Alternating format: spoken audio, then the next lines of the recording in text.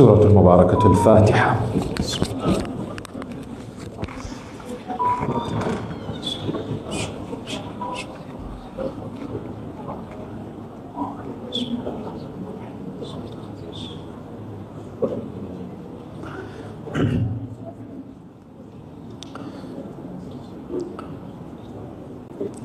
أعوذ بالله السميع العليم من الشيطان اللعين الرجيم. بسم الله الرحمن الرحيم. الحمد لله مالك الملك مجري الفلك مسخر الرياح فالق الإصباح ديان الدين رب العالمين، والصلاة والسلام على أشرف خلقه وخاتم أنبيائه وسيد رسله سيدنا وحبيب قلوبنا وشفيع ذنوبنا أبي القاسم المصطفى محمد.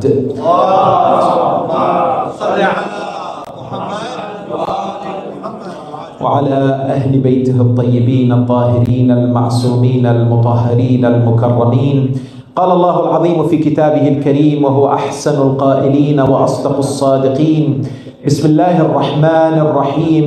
والذين يقولون ربنا هب لنا من أزواجنا وذرياتنا قرة أعين واجعلنا للمتقين إماما. آمنا بالله, صدق الله العلي العظيم.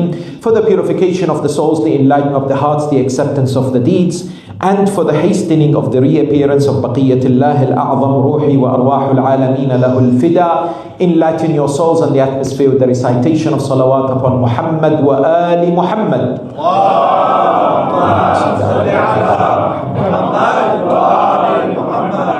Respected scholars, elders, sisters and brothers, Salamun Alaikum wa Rahmatullahi Ta'ala wa Barakatuh. This Quranic dua is found in chapter 25 amongst a number of superb qualities designated for the servants of the All-Merciful. It should be memorized, understood, but importantly, it has connotations towards one's relationship as far as marriage and indeed parenting is concerned. Chapter 25, Surah Furqan, ayah number 74, constitutes a favored dua for the Ahl al-Bayt, especially Amir al-Mu'mineen wa Mawla al-Muttaqeen Ali ibn Abi Talib salawatullahi wa salamu alayhi.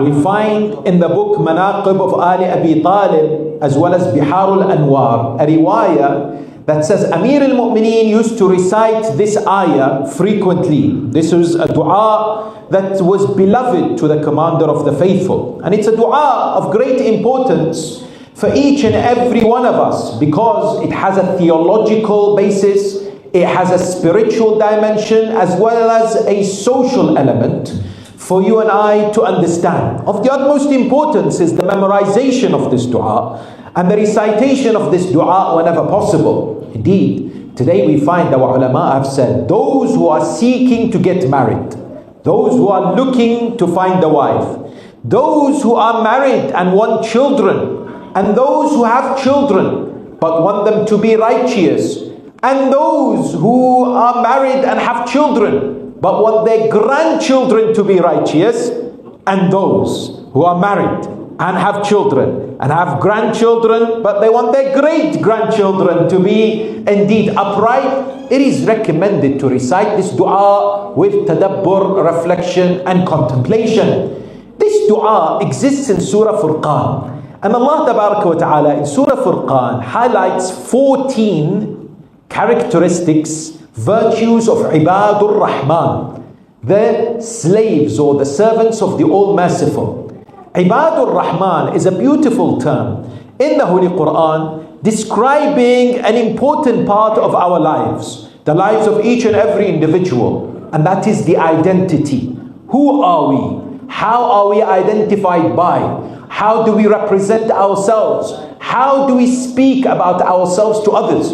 This constitutes a critical part of the lives of human beings, because how many times in our lives we've been in situations where we identify ourselves. We identify ourselves to people who don't know us. We identify ourselves to even those within our community. Yet identity today is a subject that has caused confusion And arguably, there is what is known as the identity crisis amongst the youth. Sometimes they don't know who they are. Meaning that, for example, they know their ancestors are from India. Or, for example, they know originally they are Arab. Yet, for instance, they are living in Africa, or they're living in the Middle East, or indeed in America, or different parts of the world. Do they identify themselves as belonging to that part, or do they go back to, for example, their family and the roots of their family? But more importantly, what about their religious identity? Meaning, today there are those who hide their faith or indeed their madhab. Sometimes not because that they are worried or afraid of their lives, but rather for diplomatic reasons. Diplomatic meaning that they do not wish to somehow create friction, or that they are not proud of their religious identity. Al-Hawiyya ad-Diniyya. Meaning what? Today when you ask a question to people, which madhab or which school of thought within the religion of Islam do you follow? There are those today who will say, I will not, for example, distinguish between I as a follower of Ahl al-Bayt and somebody else. I will not say, for example, I am from the Shia of Ali. Why? They might say that this might cause disunity, this might cause dissension.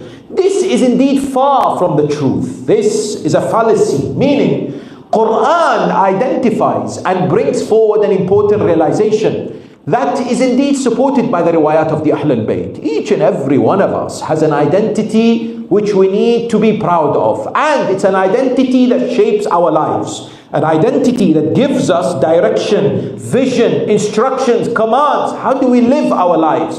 How do we conduct our lives? How do we seek success in this world and akhirah? My identity is what? My identity, sallu ala Muhammad wa ali Muhammad. Allahumma salli ala Muhammad wa ali Muhammad. Allahumma salli ala Muhammad wa ali Muhammad. Allahumma salli ala Muhammad wa ali Muhammad. बराए खुशनूदी मोहम्मद ज़माना बुलंदतर सलावत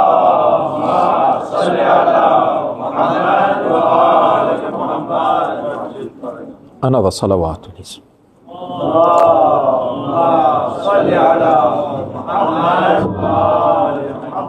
My identity is my vision, my goal, my life. Therefore, I, as a believer, should I introduce myself as an individual who follows the school of Ahl al-Bayt, or should I introduce myself as somebody who is a Muslim? That's an important question that some people may have. The answer to this, in this day and age, we have to recognize the importance of identifying ourselves as indeed the followers of Ahl al-Bayt. In a world where everybody is asking who are the Shia of Ali, what are the Aqeedah and the beliefs of the Shia of Ali, it is of the critical importance that we are not shy of this identity. Listen to individuals in history who are asked this question about who they are. For example, Qambar, who is the slave or the servant of Amir al-Mu'mineen Ali ibn Abi Talib salawatullahi wa salamu alayhi.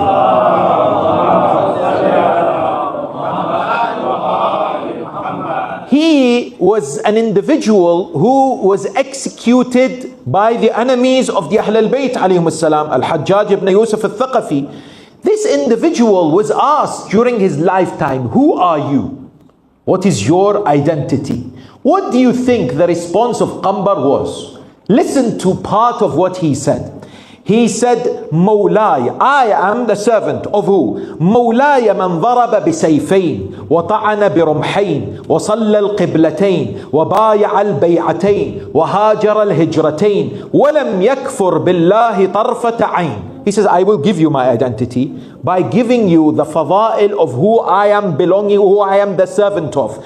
I am the servant of the one who fought with 2 swords and had 2 spears, and he performed salah towards 2 qiblas. He gave 2 bay'ahs. He did 2 hijras. He never ever a moment in his life did kufr of Allah subhanahu wa ta'ala. Ana mawla salihul mu'mineen wa warithul nabiyyin wa khayrul wasiyyin wa akbarul muslimin wa ya'subul mu'mineen المؤمنين ونور المجاهدين ورئيس البكائين وزين العابدين وسراج الماضين وضوء القائمين وأفضل القانتين ولسان رسول رب العالمين وأول المؤمنين من آل ياسين المؤيد بجبرائيل الأمين والمنصور بميكائيل المتين والمحمود عند أهل السماء أجمعين سيد المسلمين والسابقين قاتل الناكثين والمارقين والقاسطين والمحامي عن حرم المسلمين ومجاهد أعداء الناصبين ومطفئ نار الموقدين وأفخر من مشى من قريش أجمعين وأول من أجاب واستجاب لله أمير المؤمنين ووصي نبيه في العالمين وأمينه على المخلوقين وخليفته ممن بعث إليهم أجمعين سيد المسلمين والسابقين مبيد المشركين. Then he says البقل الهمام الليث المقدام البدر التمام محك المؤمنين وارث المشعرين وأبو الصبطين الحسن والحسين والله أمير المؤمنين حقا حقا علي بن أبي طالب. اللهم صل على محمد. This Qambar was not worried about his head being separated from his body. His identity was the wilayah of Ahl al-Bayt. His identity was the Shia of Ali. That's why I remember a few years ago at the university in London, there was a program that I was invited. When I spoke about the importance of Muslims being honest about who they are so that there is an understanding, not because of animosity to fight each other. No, this is who I am. This is my path. Ya Ali, anta siratul mustaqim. Ya Ali, you are the siratul mustaqim. I want to be on siratul mustaqim. I am not shy to tell people I am on siratul mustaqim. Yes. Therefore, I said to the seating congregation, I said to them that please identify yourself. Who are you the follower of after the Holy Prophet? One individual in the crowd put his hands up and he said to me, I disagree with you. You are causing problems. You must only say that I am a Muslim. Don't say anything else, because a Muslim is enough. The Prophet was not Sunni or Shi'i. Prophet is Muslim. I said to them, I will answer you with an example. He said, what do you mean? I said, when you travel to any country, what is it that you need in order to enter that country? He said two things. Number one, passport. Number two, visa. I said, very good. If you go to a country with only the passport, with no visa, would you enter that country or not? He said, no. I said, usually they need a visa, yes? I said, can you tell the immigration officer or the person at the airport telling you, where is your visa? You say to them, don't differentiate. We are all human beings. This is a passport and you have a passport. Why do you need a visa? Everybody should be let through. There is only one response you get from that person. Khuda Hafiz. Go back home. You cannot enter, yes? He said to me, I don't get it. What is that got to do with you and having an identity of the Shia of Ali? I said, listen very carefully. Our objective is to go to Jannah. Our passport to paradise is Qasimul Jannati wan Nar. Ali is the differentiator between Jahannam and Jannah. I should never have any doubt in my mind. Someone asks me, and someone did 2 weeks ago in Mecca, he said to me, who are you? Are you Sunni or Shia? Next to the Rawdah of the Holy Prophet. At that moment I was walking and he told me, that moment, subhanallah, I was next to Rasulullah, I felt the need. Immediately I raised my chest and my head and I said, I am proudly the Shia of Ali ibn Abi Talib.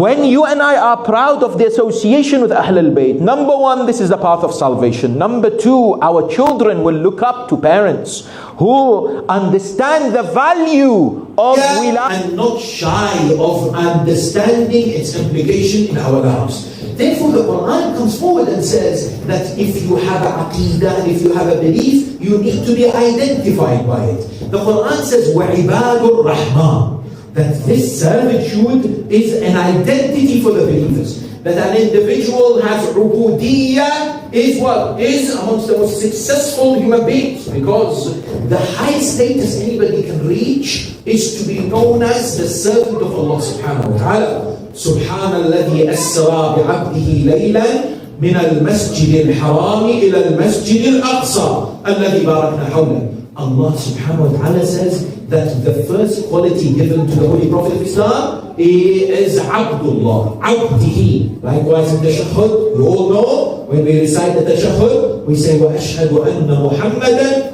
عَبْدُهُ وَرَسُولُهُ. The Ubudiyyah is mentioned before the messengership. Therefore, the goal for me, as a human being, as an individual, to indeed have an identity that gives me salvation in this world and akhirah, is to recognize that Ubudiyyah is of the utmost importance. I am a servant of Allah first and foremost, and I should work towards this servitude, whatever indeed comes before me. Hence the Quran then gives a number of qualities and characteristics associated with this Ubudiyyah. وَعِبَادُ الرَّحْمَنِ الَّذِينَ يَمْشُونَ عَلَى الْأَرْضِ هَوْنًا وَإِذَا خَاطَبَهُمُ الْجَاهِلُونَ قَالُوا سَلَامًا. Areas. Number one, what is the tadabbur of this ayah? How do we understand its phrases and what does it actually mean, this dua? Number two, how does it apply to the goal of seeking a successful wife or husband? And number three, what does it mean in terms of raising children? What are the qualities of having the successful children or progeny for an individual? The Quran says, وَالَّذِينَ يَقُولُونَ رَبَّنَا. Those who say, is it only dua or is it actions? Because the Quran is the beginning of an intentional journey towards understanding what this means. They say, يَقُولُونَ رَبَّنَا حَبْ لَنَا. It's of the utmost importance that you and I understand each term. So when I have memorized this dua, and I recite this dua in order to get married or to have righteous children, it comes from the heart and not just from the tongue. In Arabic, hiba is not to give. Hiba means to gift, but specifically when you gift someone something that they do not deserve. Hadiyah is something which is referred to as a gift. Hiba is an undeserved gift. When you give someone who has wronged you something, they say this is hiba. When you and I say Rabbana hab lana, we are saying, Ya Allah, I am the sinner.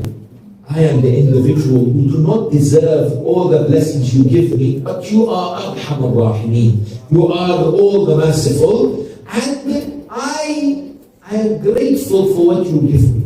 فَلَمْ أَرَ مَوْلًا كَرِيمًا أَصْبَرَ عَلَىٰ عَبْدٍ لَئِيمٍ مِنْكَ عَلَيَّ يَا رَبِّ. In Dua al-Iftitah every night, what do we recite? The recitation is, I have never seen a servant who is more stingy and miserly than me, dealing with an all-merciful, kind Lord like you. إِنَّكَ تَدْعُونِي فَأَوَلِّي عَنْكِ. You call me, and I turn away from you. وَتَتَحَبَّرُ إِلَيَّ فَأَتَبَغَّضُ إِلَيْكَ. You shower me with love, yet I respond by hatred. وَتَتَوَدَّدُ إِلَيَّ فَلَا أَقْبَلُ مِنْكَ. And you keep showing me with compassion, but I don't like it. I don't accept it. Therefore, the first realization when I make dua, رَبَّنَا حَبْ لَنَا. Ya Allah, I don't deserve it. Ya Allah, I am not befitting. Yet you are Arham al-Rahim. You are Al-Ra'uf al-Rahim. You are Al-Wadud. Yes? You are the all-kind, all-loving. Min azwajina wa dhurriyatina. Please understand this. First thing we ask for in dua is a righteous spouse. A righteous wife or husband. Second thing we ask for is children. Do you agree? No. The ayah does not ask for righteous children, because the word in Arabic for children is awlad. But in this ayah, it says dhurriyatina. Dhurriya is progeny. Quran is not concerned with short-term relief and success. Quran wants you and I to have success until the day of Qiyamah. So I am asking Allah, Ya Allah, I do not only want my children to be good, I want all the children that come after my children from their progeny until the day of Qiyamah to be the best and the most righteous. Dhurriyatina, subhanallah. Allah says, look at my mercy, that even the dua I am teaching you gives you hasanat and thawab continuously till the day of Qiyamah. And this is key, by the way, because those who are not married and are looking to find a husband or a wife, people often are short-term in their thinking. They say, I want somebody who fulfills 1, 2, 3 of my criteria. Yet the Quran says, look beyond. Understand that if you find the right spouse, they will be building the fabric for your success.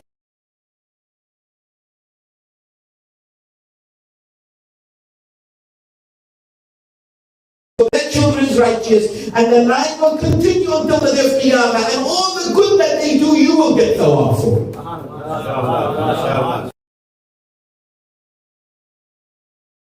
For every wilayah, the thawab will come to you.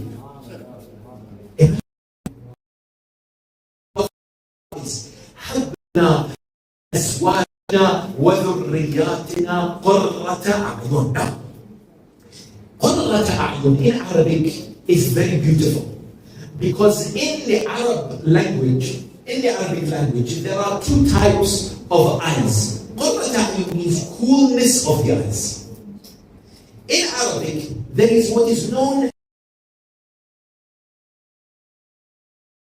of the eyes, the sukhn of the eyes. Sukhnul ayn or sukhnul a'yun. There are 2 types of tears.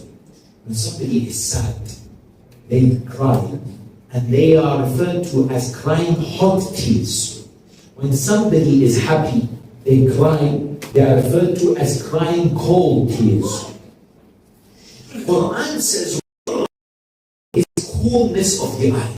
When the eye feels cool, it's a metaphor for joy, tranquility, calmness, and happiness. The Arabs used to say, when we are in a desert and there is a storm, we go into a cave. When we hide in a cave, هي قرة أعين لنا. We are hiding in a cave to protect ourselves from a storm.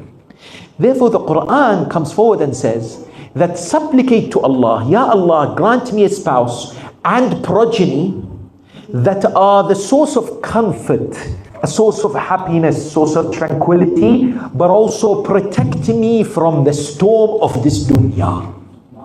Meaning what? This dunya has so many hardships, has so many difficulties, has so many challenges. The wife or the husband, as well as the progeny and the children, are source and the means of tranquility, are means of settling down from the storm that hits us from all different directions. Number 1. Second means of tadabbur on this ayah. Where else in the Quran is qurrat a'yun mentioned? 3 places. 2 in regards to a mother, 2 mothers. Yes? And 1 very, very important. The 1 place that is referred to with regards to a mother is in chapter 28, both of them. When Asiya salamullahi alayha, when she picks up Musa, ala nabiyyina wa ala alihi wa alayhi salatu wassalam, she says to her husband Fir'aun, let us keep him. Yes, why? Qurratu aynin li wa lak. He will be a source of happiness for us. He will bring joy for you and I. Let us keep him. Number 1. Number 2, when Musa alayhi salam is placed in the river by his mother in a casket, Allah tabaraka wa ta'ala says, I revealed to her that do this. كَيْ تَقَرَّ عَيْنُهَا وَلَا تَحْزَنْ. So that she feels a sense of calmness and she is not saddened. Both are used in reference to what? To mothers or females. What is important to you and I, however, is the 3rd usage that is found in chapter 32 verse 17. Allah uses qurrat a'yun here to relate it to this ayah in Surah Furqan. Please understand. Quran says, وَلَا تَعْلَمُ نَفْسٌ مَا أُخْفِيَ لَهُم مِّن قُرَّةُ أَعْيُنٍ. No soul should know what has been hidden for them, what is going to be provided for them from that which gives them coolness of the eyes. This is in reference to paradise. The only time the Quran uses qurrat a'yun in reference to you and I is when it talks about Jannah. And if you link this ayah 32:17 to 25:74, you'll come to a very important realization. Allah Jalla wa Ala says, Azwajana wa dhurriyatina qurrat a'yun. He is saying your spouse and your progeny are your key to get to Jannah, are your key to obtain prosperity in Akhirah. Qurrat a'yun here is in reference to what? Is in reference to calmness and tranquility, number one. But the second meaning is what? Is paradise, is happiness, is success in the hereafter.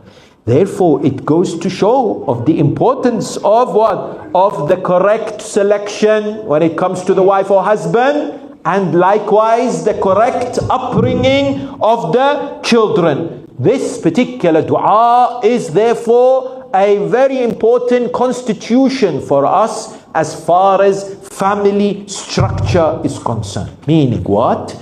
Meaning today the family unit is facing a number of hardships and challenges, a number of obstacles anywhere around the world. Even the definition of a family unit today is being subjected to many different question marks. And there is a war on family in this day and age. Many parents I know are struggling. They say that today parenting, for example, is harder than perhaps 20, 30 years ago. There are those who are saying finding a righteous spouse is becoming more difficult than ever before. And so, in their eyes, there are many more challenges that need to be overcome and need to be examined. I'd like to look at these two areas very briefly to touch on how the dua can become an active dua. There are two types of dua. There is what is known as a passive dua. A dua that is just a sentence that's mentioned without any action. But a successful parent, I need to supplicate, but I also need to work towards a plan to manifest this. Question: the first area the Quran comes forward and says, min azwajina, and that is the selection of a particular spouse for human beings. A challenge that today some have come forward and have complained about. Why? Because they say today marriage has become more difficult than before. What do you mean? When I was looking statistics in the United Kingdom, the average age now for marriage has been the highest that it's ever been. In 2017, the Office of National Statistics in the United Kingdom said the average age for men to get married is 37. And the average age for women to get married is 35. People are delaying marriage. They're pushing it further and further. And it's happening in our communities as well. It's happening in my travels in different parts of the world, America, Canada, Australia, Africa, Middle East. I meet many people, ziyarah, umrah, hajj, and I see our boys, they're in their 30s. I see our sisters, they're in their 30s and 40s. And when we speak to them, there is a reluctance. There is a form of what? There is a form of apprehension when it comes to getting married. There are a number of reasons and a number of challenges that they say. These are the problems that we are facing when it comes to marriage. The first thing that they often say is, we have heard so many problems and negativity as far as marital relationships is concerned. Either by watching our parents or seeing the number of divorce cases in our communities, or hearing about how nasty or how difficult it is when it comes to marital relationships. What do you mean? One person said, once my father and mother had a fight. And they fight a lot in front of us, he said. When my mother gets angry with my father, she says to him, you know how I become calm after I fight you? So the husband says to her, how? She says, the only way I become calm is by going upstairs and cleaning the bathroom. So the husband said, very good, go and clean the bathroom. The son later went to his mom and said, Mom, how is it that you become calm after a fight with my father? By cleaning the bathroom. She said, listen, you don't understand and your father doesn't understand. When I clean the bathroom, I use his toothbrush. In the recognition that when somebody hears this, they say, I don't want to be in a state where I am constantly fighting. Let me be in a state of calmness. I don't want to include myself in these particular situations. One person said, I was sitting in the car and my father and mother were having an argument. In the car driving, all of a sudden, my mother looked at my father and said, can you see these animals on the street, in the farm? They remind me of your family. The husband said, yes, I agree. She said, you do?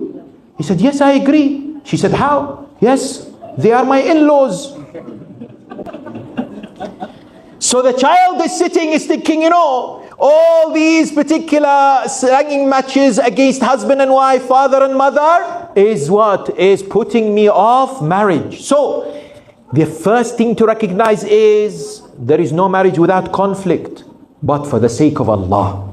And to give a good idea of image of marriage, do not have these arguments in front of children. Do not have these particular swearing and acts of aggression and violence which are unacceptable within the religion of Islam. Just because somebody is your wife or somebody is your husband does not give you the right to use profanity or swear words. It is haram and unacceptable to have these particular exchanges of swearing against each other. Let's fear Allah first and foremost. Secondly, they must not ever be done in front of the children. Number one. Number two, one of the problems that we find today as far as finding a right spouse is concerned is the high demands and expectations. Please understand this. Western influence has had an impact on the mindset of our youngsters and our youth, both boys and girls. Today, because of social media, Bollywood and Hollywood, there is maybe a wrong understanding of what a husband should be and what a wife should be.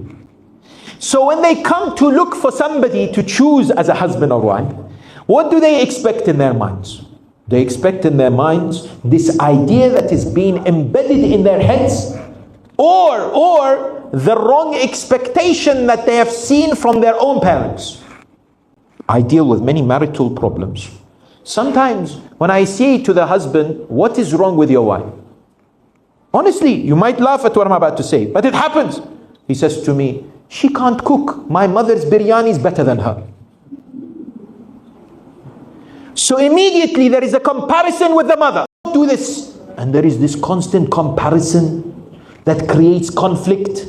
And so from the beginning, perhaps before the marriage starts, there is the idea that I have this, the bar is very high. And if all the boxes are not ticked, then I will not get married to this person. By the way, there is a fiqh ruling here, which is what? If an individual is committing any form of haram because they're not getting married, any haram, there is a physical need. There is also a psychological need, also to be with the opposite gender. But if an individual, la samah Allah, ma'adh Allah, commits any form of haram, this doesn't mean fornication, ajallakumullah, zina. No. Anything, watching that which is haram. Yes? Or having boyfriend, girlfriend. As a result of not getting married, marriage becomes wajib upon them. And the delay of marriage becomes haram upon them. That every day that they're not married and they commit any form of sin, what is an act of disobedience of Allah subhanahu wa ta'ala. The meter is working. It's not a joke. Some people say, it's okay. No, Maulana, it's fine. Whenever the right person comes, whenever I find the right person, if you are strong in your iman and you're not committing haram, okay. But if you are slipping up, yes, there is no excuse for delay of this marriage and having this high expectation. Likewise, the Western culture has given, in movies I have seen, does Islam believe that you have a soulmate? You know soulmates? People say there is a soulmate. I have not seen any evidence. in Quran or Ahl al-Bayt to say that there is a soulmate.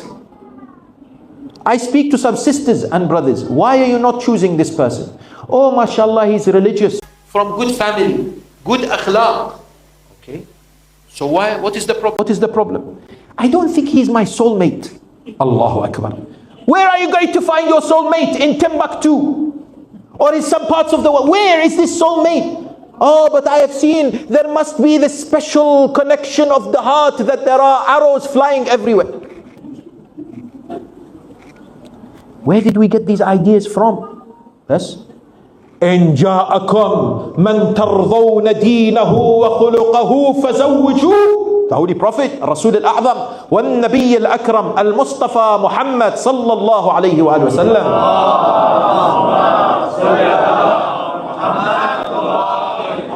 famously comes forward and says, somebody comes to you, they have deen and akhlaq. Deen and akhlaq.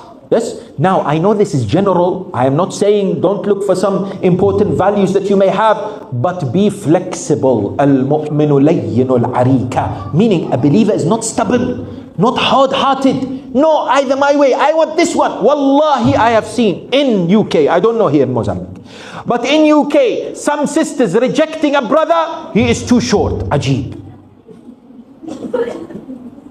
Sorry, Maulana, he's too short. When therefore we begin to pick and choose like this, don't then be surprised by the adab of Allah falling onto us. When I say adab, I mean it. Today I am very worried. Today I think we have a pandemic across our communities. When I say pandemic, means affects Africa, America, Europe and Australia, all countries. Do you know what that is? Many of our sisters in their 30s and 40s not married. It's spreading. It is spreading. And our brothers, they are looking for ladies who are in their 20s. Sometimes, most of the times. And these ladies later on in life, not necessarily a fault of their own. Sometimes, but I'm not being judgmental at all. Sometimes it is, sometimes it's not. But the problem that we have today is that it has to be a coordinated effort between what? Between everywhere. People ask the question, these are issues. What else? Culture. What do you mean? There are some cultures that impose non-Islamic practices that stop our youngsters from getting married. Number one, and I know this is controversial, but I have to say it because member of Rasulullah and member of Ahl al-Bayt is not a member of mujamalat. It's a member of haqq and the truth. It's the member not to be afraid. لا نخاف في الله لومة لائم. We are not afraid for the sake of Allah when somebody rebukes us. One problem we have in culture practices is the Sayyid, non-Sayyid marriage issue. Maulana, yes, this young boy has come. Yes, he is mashallah very good. He recites Quran, he recites namaz al-shab, he prays. He doesn't listen to haram music. He works in a company good. Mashallah, what is the problem? He's not Sayyid, Maulana. My daughter is Sayyida. And this daughter remains unmarried. Why? She's waiting for that Mr. Perfect who ticks all the boxes and has to be Sayyid. Which marja', which alim, which Ali Muhammad has said this must happen? Tell me. This is culture. Okay, no problem. At the end of the day, if we put extra obstacles before our children, before our youth, then we must expect problems. We must expect these challenges to be amplified. Likewise, we mentioned a few days ago, the whole challenges of istikhara. Istikhara is also not something that we should take seriously when it comes to marriage. If only there is doubt or 50-50, then perhaps you resort to istikhara. Fatwa of His Eminence Ayatollah Sistani Hafidhahullah. Listen to this. He says, if a father does istikhara for marriage without consulting his daughter regularly, he loses the wilaya over his daughter, and his daughter can marry without his permission. Not a joke. Every time istikhara, and the poor girl doesn't know what's going on. Yes? Likewise, one of the major challenges that today people face is what? Is not knowing where to look. Somebody asked a question. Okay, I want to find a righteous husband or wife. Where do I look? Where do I find this person? How do I start? Who do I contact? And I think this challenge needs a lot of discussion and the help from many different organizations and relevant bodies. Meaning what? First of all, an individual has to recognize that everything comes from Allah subhanahu wa ta'ala. And they must never give up. They must always be hopeful, number one. Number two, they must not be shy to ask their friends and their relatives regularly to look at a controversial thing. Some of our sisters are told, no, not good. You should wait for somebody to knock on your door. You should never ask for marriage. Who said? The Holy Prophet of Islam, his mother Amina.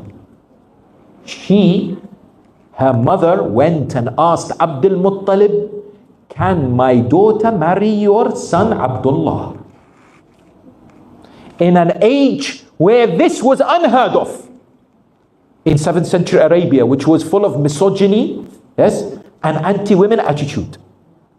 Who else? Khadijatul Kubra, peace and blessings be upon her. She sends her servant to go and ask the Prophet of Islam, is it okay that you marry me? What's the problem with that? Oh, but you know, Maulana, it's not really our culture. We don't want this. But this girl, if she finds somebody, she can do it in an appropriately Islamic acceptable manner. She speaks to her father, she speaks to her brothers and says, can you find out if this brother is willing or is looking for marriage? What's wrong with that?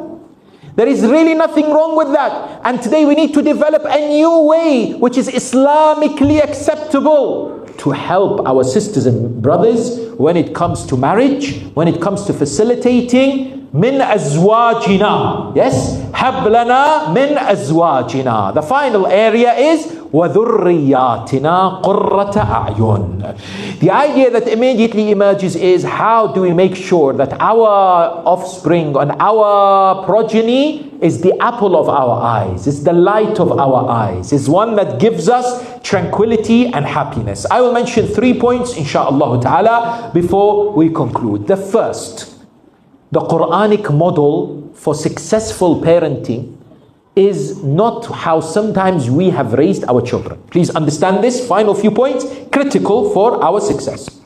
When our children are young, usually we teach them ahkam in madrasa. Halal, haram. Pray, wudu, ghusl, tayammum, etc. Do you agree?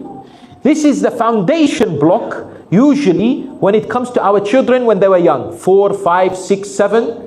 The halal and haram, the do's and don'ts are usually started off from an early age. Quran says no. Quran says this is important, but not after you do something else. Bismillah ar-Rahman ar-Rahim. وَإِذْ قَالَ لُقْمَانُ لِابْنِهِ وَهُوَ يَعِظُهُ. Luqman al-Hakim was a righteous man. Luqman is mentioned as someone who taught his son in the best possible way. When Allah describes this, that means follow this. Luqman initiates the discussion with his son on fiqh. No. وَهُوَ يَعِظُهُ يَا بُنَيَّ لَا تُشْرِكْ بِاللَّهِ إِنَّ الشِّرْكَ لَظُلْمٌ عَظِيمٌ. The first basis for which our children need to be strengthened and our youth need to have an understanding is aqeedah, is beliefs. You and I must work and invest so hard for our children when they're young to make them understand their connection with Allah subhanahu wa ta'ala, their aqeedah as far as the Prophet and Ali Muhammad is concerned. This aqeedah, if we feed it from the beginning, then when I teach my child salah and saum and hijab, and when I teach my child wilayah, they will accept it and understand it much more than when they do not have a connection with Allah subhanahu wa ta'ala. Aqeedah is of the utmost importance. When my child is young, when they are 4, 5, 3, I need to have conversations about Allah, about the Prophet, about the Ahl al-Bayt. Today, our youth are facing questions and objections and misconceptions about their aqidah. They don't know how to answer because they have been told, do this, do this, do this. They have not been given the right foundation. This right foundation gives them the strength. Today, when our sisters take their hijab off, when our children do not pray, when some come and question aqaid Ahl al-Bayt like tawassul or istighatha, why? Why? Because they have not been strengthened and the plant has not been watered and the foundation has not been built with the doctrines, usul al-deen, with the aqidah. That is what we have to invest. From a young age, I need to know how to speak to my child about Allah. I need to give stories of the Prophet and Ahl al-Bayt. I need to teach them the importance of wilayah from a young age. From a young age. Yes? And when they grow older, I must never ever dismiss any question that they have regarding Aqidah. Meaning what? Meaning that if I don't know the answer, I will search. I will ask the ulama. I will investigate and make sure a good answer is given to my child. A good answer is given to my youth. And I do not take this lightly. This is of the utmost importance. If I want qurrat a'yun, I must make sure that our children are brought up in line with Quran and indeed the Ahl al-Bayt alayhum salam. This is very, very important. In which way is it important? Today, we have a generation who are asking about everything with regards to why. The Gen Z, they are called. They are asking why. I have had discussion with some of them. I'll give you an example. One lady in America, 13, 14-year-old, she asked me once in a Q&A session. She said, I have asked this question to many ulama, but they have not given me good answer. So I am asking you also. I said, Bismillah, I am a student of Islam. So she said, why has Allah made hijab wajib for women but not men? Why? If she asks you this question, what would you say? I know the majority will say that Allah has created the females with their hair as a means of beauty, which attracts men. And therefore it needs to be covered. Yes? Would you give this answer? No? What answer would you give? This is the normal answer that's given. Yes? That's often given as the reason. She said, I have heard this. She didn't say, but her father told me. She has heard this answer from every single alim. But she's not satisfied. She says, it's not fair. I want to show my hair. Why my brother, he shows his hair? And this notion of the hair of a female more attractive, she will say, but I find the hair of a man sometimes attractive. So there are many who are asking why? Ayatollah Sistani, Ayatollah Wahid Khurasani, many maraji'. The majority say chess is haram. Why? I want to play chess. Why? Why Ayatollah Sistani says going to swimming pool which is mixed is haram? Why? I want to know. Give me reason. They are asking. And so the parent is wondering, what shall I do? Do I have the number of Maulana Sahib? I need to call him. I need to find an answer, because otherwise my child is saying I will not practice. Yes? What is it that we are missing? What is it that we are missing from the foundation of the upbringing of our children so that they are qurratu a'yun? Please understand this. We are missing the power of the love of Allah coupled with taslim, submission to Allah subhanahu wa ta'ala. This is what's missing in our upbringing of our children. Quran says in chapter 33, Surah Al-Ahzab, وَمَا كَانَ لِمُؤْمِنٍ وَلَا مُؤْمِنَةٍ إِذَا قَضَى اللَّهُ وَرَسُولُهُ أَمْرًا أَن يَكُونَ لَهُمُ الْخِيَرَةُ مِنْ أَمْرِهِمْ. Quran says when Allah and His Messenger say something, that the believing men and women do not have a choice. They are not allowed to say, I don't agree. This is understood by the elders. The youngsters, they do not. So a child, when they come forward towards an idea that they cannot understand, if their heart appreciates that Allah wants the best for them, that Rabbul Alameen wants us to be successful. But deliberately, based on His wisdom, He has not told us the basis for some rulings. He has not told us. Ilalu Shara'i'. Shaykh al-Saduq has a book called Ilalu Shara'i'. Why some ahkam are wajib, why some are actions are haram. Yet, there are possibilities. Not the real reason. Allah knows best. So when I, as a believer, teach my child from a young age the love of Allah, the trust of Allah, tawakkul on Allah, but taslim lillah. That means I submit to Allah. I love Him so much. I know He wants the best for me. It doesn't matter if I know why from my aql, rational deduction, whether something is halal and haram. I trust Him and therefore I do it because I love Him and I want Jannah. That is what the success is. Otherwise, we will be what? Losing out on our children who constantly want to know the basis for something.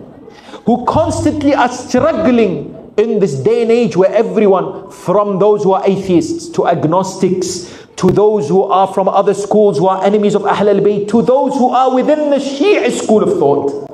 Online, they will produce videos that will place doubts in their minds. Sitting in a corner somewhere in India or somewhere, they will say, no, don't say Ya Ali, Madad. No, ilm al-ghayb. No, this. And immediately our children become what? Infatuated with some style of talking, or they become what? Drawn towards a YouTube Maulana. And all of a sudden, they weaken their faith.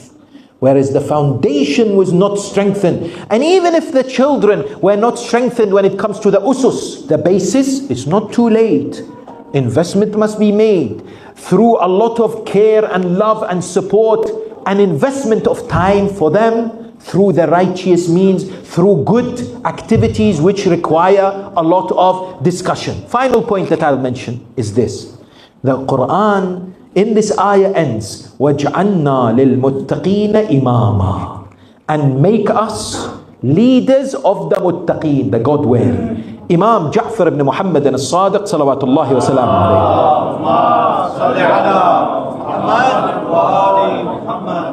alayhi. When he was asked about this ayah, he says, Iyana ana. He says, this ayah, in the first instance, is in reference to the Ahl al-Bayt alayhum as-salam. Yes. The fact that Allah subhanahu wa ta'ala has made them the leaders of the God-wearing. Muttaqina imama. Yes. And it highlights the importance of the belief in the imama of the Ahl al-Bayt alayhim as-salam. Because the word imama is used, isn't it? The divine leadership that Allah tabarak wa ta'ala has selected for the salvation of human beings in this world and indeed akhirah. But likewise, our ulama have said, it also highlights how you and I, if we want to be the best Ibadur Rahman, the slaves or the servants of the Merciful, we should strive to be the best.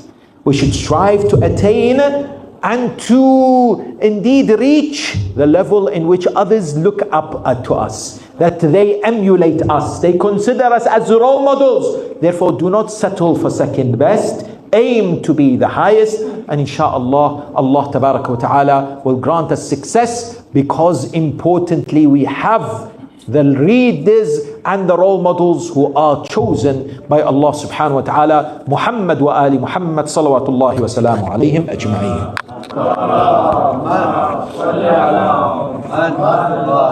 Final reminder, and that is a fiqhi mas'ala. If you would like to listen to this mas'ala, recite salawat ala Muhammad wa ali Muhammad.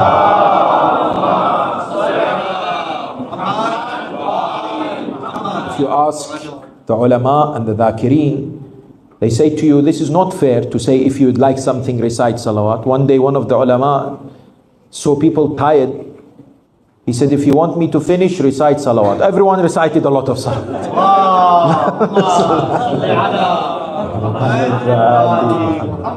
Final mas'ala, and that is regards to issue that affects many people when it comes to traveling, and who constitutes the kathir safar, a frequent traveler, who in the opinion of His Eminence Ayatollah Sistani Hafidhahullah must fast everywhere and must pray tamam full everywhere. This is an individual who is kathir safar, frequent traveler. Please understand this, because I have seen already, maybe this is not understood well. Somebody who travels at least 10 days in a month. 10 days in a month. It could be 2 days, then comes back, 2 days, then comes back, 2 days. So altogether 10 days. At least 10 days. So minimum 10 days. In 6 months. So 10 days 1 month, 10 days another month, 10 days. It doesn't have to be 6 months that are consecutive. Any 6 months in a year, they are considered frequent traveler. Number one. So if I travel outside my city 10 days a month, for at least 6 months a year, I am kathiru safar, frequent traveler. Number one. Number two, if I travel at least 10 days a month for 3 months only. So 10 days 1 month, 10 days another month, later maybe 10 days in January, 10 days in April, 10 days in December. But I do this on 2 years. So 1 year 3 months, another year 3 months. I am also kathiru safar. I am also kathiru safar, which means I am a frequent traveler. I must pray full everywhere around the world and fast everywhere, including the airplane. There is a third element which is a bit difficult, but that's if someone who travels 8 or 9 days a month. If you travel 8 to 9 days a month, per month, for 6 months a year, you are in a special category where you must pray full and qasr. So the advice is, don't travel 8 or 9 days. At least 10 days or 7 days. Yes? Now, final point is, how do I know if I travel 6 months or 3 months in a year, 3 months another year? You need to know for sure. That means you know for work, for your schedule, it is likely this year you will travel 6 months or 3 months this year and 3 months next year. It is likely. Not that you don't know. If you don't know and it happens, that's something else. But if you know that is likely to happen, then you begin to be considered amongst those who are frequent travelers. May Allah tabarak wa ta'ala accept our amal with the barakah of salawat ala Muhammad wa ali Muhammad.